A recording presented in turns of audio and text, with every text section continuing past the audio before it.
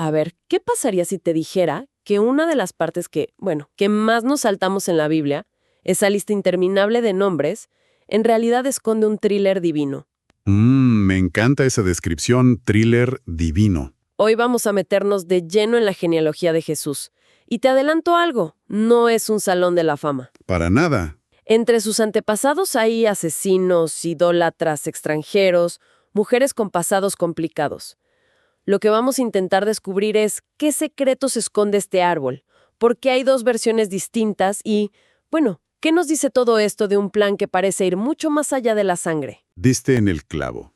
Mucha gente lo ve como un simple registro, no. Pero es más una saga de misterio. Cada personaje, por muy imperfecto que sea, es una pista. Y la pregunta clave no es solo quiénes están en la lista, sino por qué Dios, con todo el universo a su disposición, los eligió a ellos. Cada nombre es un eco de una promesa que se hizo al inicio de todo. Pues empecemos por ahí, por el principio.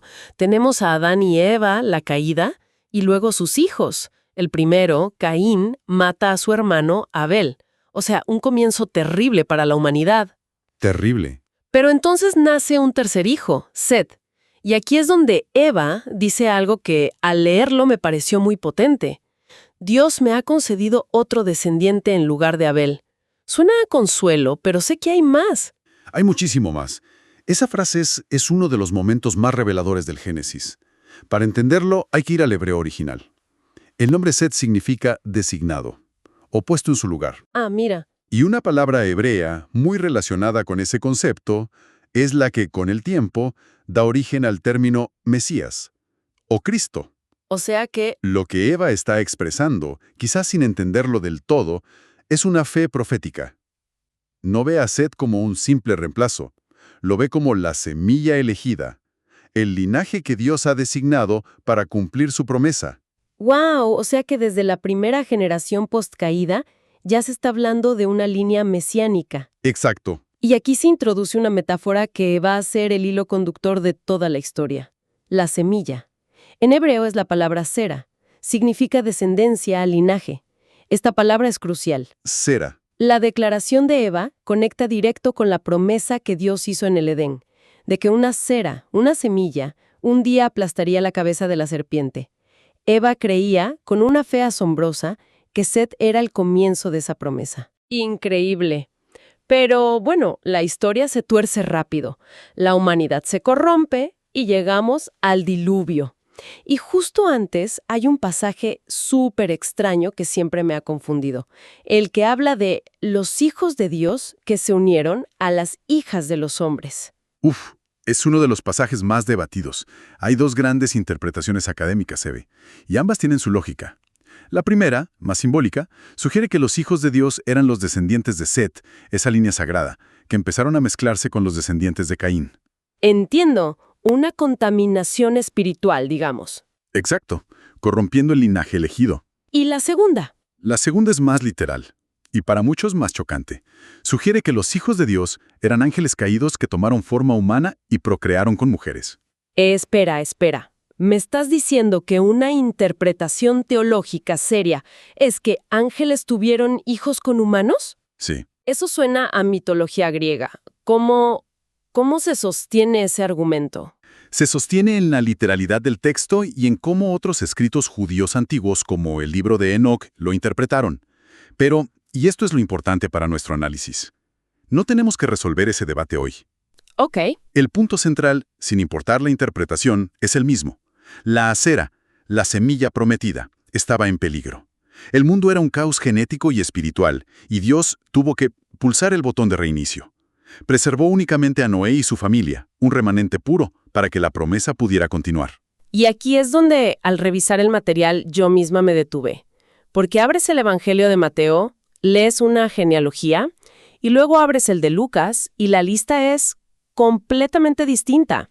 Lucas tiene casi el doble de nombres, se desvían, y para colmo, ambas terminan en José, que no fue el padre biológico. Mi primer pensamiento fue... Bueno, aquí hay un error. Exacto. Aquí hay un error garrafal. ¿Cómo se resuelve esta contradicción tan evidente? Es la pregunta del millón, y la respuesta es la clave de todo. No es un error. Son dos documentos con dos propósitos. Completamente diferentes. Piénsalo como dos peritos presentando un caso legal, desde dos ángulos. A ver. La genealogía de Mateo presenta la línea real y legal. Es el árbol genealógico del trono, su derecho de herencia como rey. Es su currículum como Mesías rey para una audiencia judía. De acuerdo, la línea del trono. ¿Y Lucas? La de Lucas es diferente. Muestra la línea sanguínea, la humana. Es el árbol de su ADN, por así decirlo, trazado a través de su madre, María. ¡Ah, claro! Entonces Jesús hereda la promesa de dos maneras, por derecho legal a través de José y por linaje de sangre a través de María. No se contradicen, se complementan. Se entiende. Entendido. Es como demostrar que es el heredero por papeles y por prueba de sangre. Volviendo a la cronología, después del diluvio, la línea sigue por Sem y llegamos a Terac, el padre de Abraham, y aquí los textos dan otro dato que te hace arquear una ceja. Ajá. El libro de Josué dice que Terac y su familia eran idólatras, servían a otros dioses. Y esto nos lleva a un patrón fascinante. Es como una firma divina a lo largo de toda la historia. Dios consistentemente elige al que el mundo descartaría. Piénsalo. A ver. De los hijos de Adán, elige a Set, el tercero. De los de Noé, la bendición pasa por Sem. Del idólatra Terach, elige a Abraham. De los hijos de Abraham, elige a Isaac, el segundo. Y de los hijos de Isaac, a Jacob, el menor, el que engaña. Es verdad, nunca es el heredero obvio según las costumbres, ¿no? Siempre es el segundo, el menor, el inesperado. Exacto. Es una demostración constante de que el favor de Dios no se hereda por nacimiento, es gracia pura. Dios elige deliberadamente al que nadie esperaría para dejar claro que el plan es suyo. Y ese patrón realmente se magnifica con Abraham. Dios le hace una promesa, usando de nuevo esa palabra clave, sera. Semilla. Le dice que a través de su descendencia todas las naciones serán bendecidas. Pero claro, son humanos. Abraham y Sara se impacientan, intentan ayudar a Dios. Sí, un momento tan humano. Y Abraham tiene a Ismael con la sierva Agar. Absolutamente. Una mezcla de falta de fe con buenas intenciones. Pero lo notable es la reacción de Dios. Incluso en medio de la desobediencia, Dios muestra misericordia. Bendice a Ismael, promete hacer de él una gran nación, pero deja claro que la promesa principal, la cera del pacto, no vendrá por esfuerzo humano, sino por un milagro. Y ahí nace Isaac. Y la historia de Isaac nos da uno de los simbolismos más potentes, el sacrificio. Una de las fuentes señala un detalle del hebreo original que me voló la cabeza. Dice que Isaac cargó el etz sobre sus hombros. Así es. Y esa palabra etz, aunque a menudo se traduce como leña, su significado principal es árbol. Un árbol. La Escritura dice literalmente que Isaac cargó el árbol para su propio sacrificio. Es imposible no ver la prefiguración de Jesús cargando su propia cruz, otro árbol. La diferencia monumental, claro, es que Isaac fue salvado. Jesús, él fue el carnero y el hijo. Fue entregado para salvarnos. Es que la historia no para de mostrarnos estas figuras complejas. El linaje sigue y te encuentras con personajes más escandalosos aún. La promesa no pasa por José, el hijo justo, sino por Judá. El cuarto hijo. Y Judá tiene a sus herederos a través de un engaño con su propia nuera, Tamar. Y más adelante, un ancestro llamado Salmón se casa con Rahab. Una prostituta de Jericó, cananea, enemiga de Israel. Exacto. La inclusión de estos nombres es deliberada y radical. Demuestra que Dios no solo teje su plan a pesar de la imperfección, sino a través de ella. Usa a los marginados, a los quebrantados. Y hay un contraste fascinante. Moisés, el gran libertador, no está en la genealogía mesiánica. Es cierto. El Mesías no vendría del linaje de la ley, sino del de la gracia. Esa gracia que rescata gente como Tamar y Rahab. Y eso nos lleva al rey David, el ejemplo perfecto de esta dualidad. El pastor más joven, el que nadie esperaba, Un hombre conforme al corazón de Dios. pero que también comete uno de los pecados más atroces, adulterio con Betsabé y el asesinato a sangre fría de su esposo, Urias. Sin duda, un abuso de poder terrible. Y sin embargo, es de esa unión, nacida del engaño y el asesinato, que nace Salomón, El siguiente eslabón. el heredero del trono. La promesa de Dios avanza imparable, demostrando que ninguna falla humana puede hacerla descarrilar. Es que eso es lo que me cuesta asimilar. No es que Dios lo perdone y sigue el plan a pesar del pecado.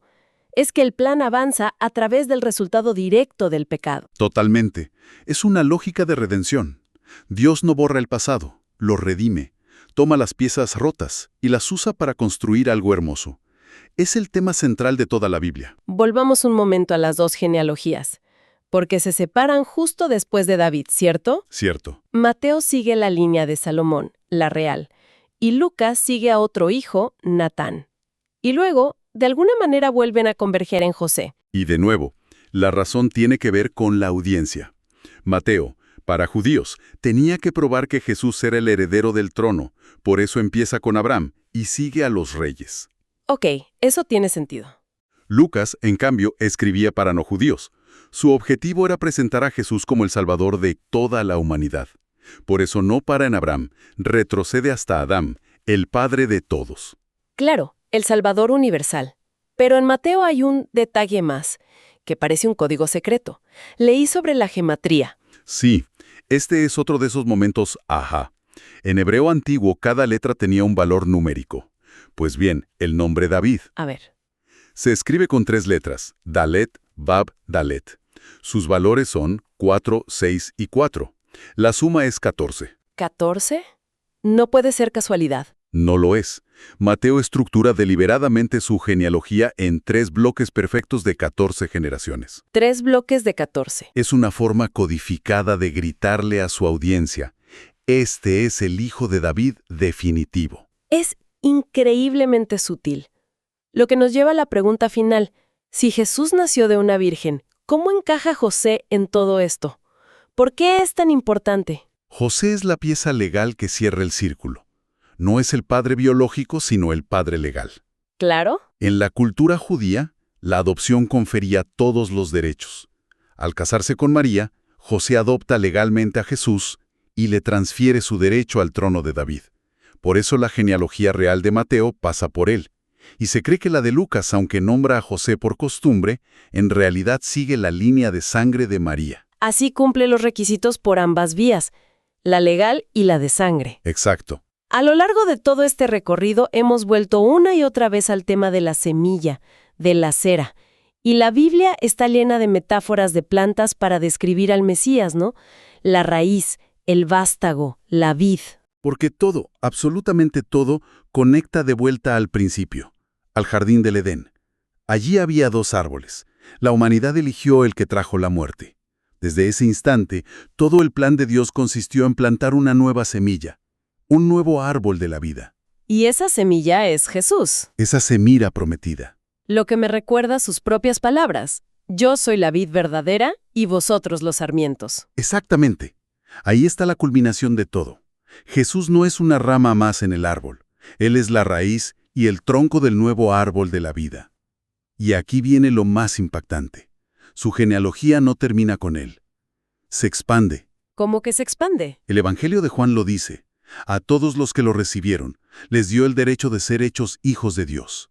Esto significa que el linaje ya no es por sangre, ni por ley, es por fe. ¡Wow! Cada persona que cree es, en un sentido muy real, injertada en este nuevo árbol.